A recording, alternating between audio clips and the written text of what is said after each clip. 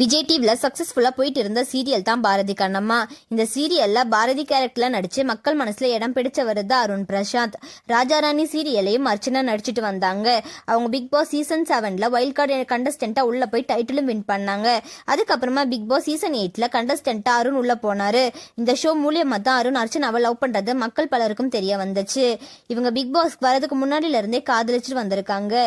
Big பாஸில் இவங்க காதலிக்கிறது தெரிஞ்சதுக்கு அப்புறமா மக்கள் பலருமே இவங்களுக்கு எப்ப கல்யாணம் அப்படின்னு எல்லாம் சொல்லி கேட்டுட்டு வந்தாங்க. இந்த நிலையில அருண் அண்ட் அர்ச்சனா இவங்களுக்கு என்கேஜ்மெண்ட் முடிஞ்சிருச்சுன்னு சொல்லி எல்லாரையும் சர்ப்ரைஸ் பண்ணியிருக்காங்க. அதோட போட்டோவை கூட அருண் அவங்க இன்ஸ்டாகிராம்ல ஷேர் பண்ணி, ஒரு இதயம், 2 ஆண்மக்கள், முடிவில்லா காதல், என்னோட வாழ்க்கை துணையை கண்டுபிடிச்சிட்டேன், இப்பதான் நம்ம பயணம் ஆரம்பமாகுதுன்னு சொல்லியிருக்காரு.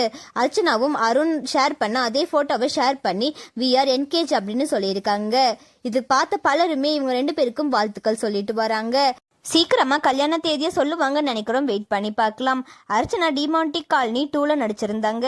இப்போ டிமாண்டிக் காலனி 3லையும் நடிச்சிட்டு வராங்க. இப்போ சினிமால தான் அர்ச்சனா கான்சென்ட்ரேட் பண்ணிட்டு வராங்க.